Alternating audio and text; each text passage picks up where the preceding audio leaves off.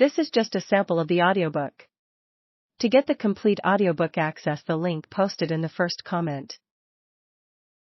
On this particular day, word spread across Oahu via the coconut wireless. Surf was definitely up, way up, at Castles. It was nature at its most fearsome.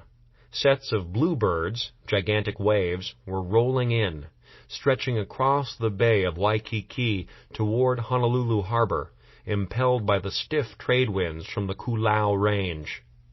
The waves were the largest I'd ever seen, Kahanamoku said, easily 30-plus waves. He timed the sets, watching them build and build with amazement. Paddling out in these conditions might not be possible. Riding his gigantic, skegless board meant risking serious injury.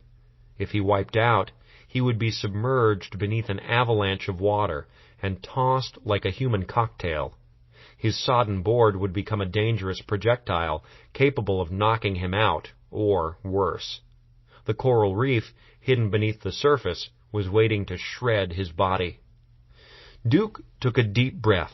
The competitor in him took over. "I had to go," he said. He plunged in and paddled out into the percolating sea. His board was pummeled, but his muscular arms carried him through.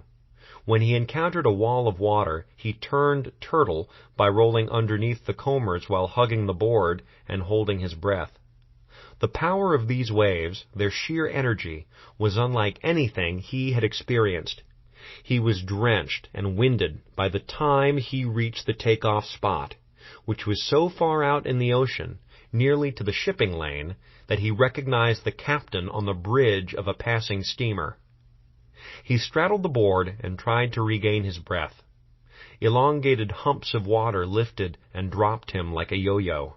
He bobbed in the depths and waited, a tiny blotch in the emerald green and white froth.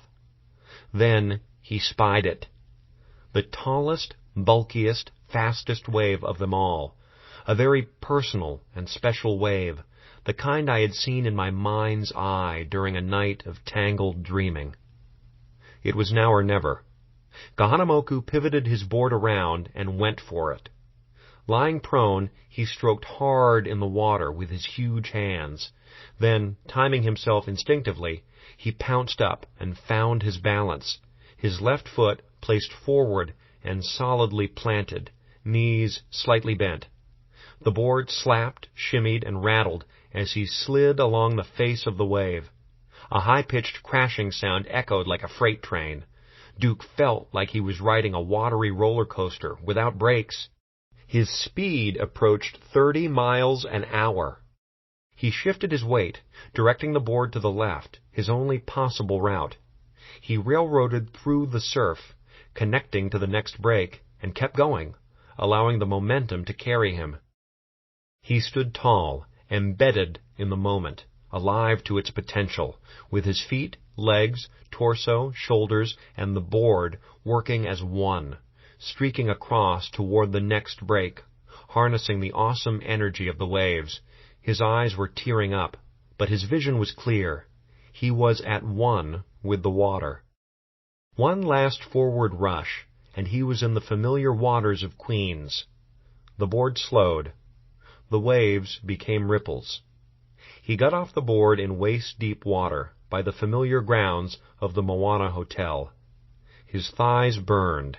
His calves ached. His breath came in heaves and hiccups. Young boys and experienced surfers, Haole and Hawaiians, surged forward to pat him on the back as he lugged his board up the beach. "Hey, Paoa! What a ride!" Kahanamoku sat down and stared out at the not-so-Pacific, tracing the route he had just taken. He felt a shivering tingle pass through his body, almost as if he was still riding on the board. His heartbeat galloped.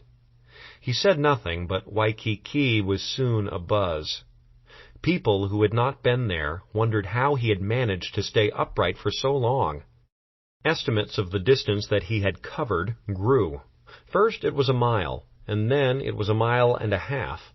Others insinuated that the long ride was a tall tale and that, given the limitations of surfboard technology, it was not possible for Kahanamoku to have succeeded.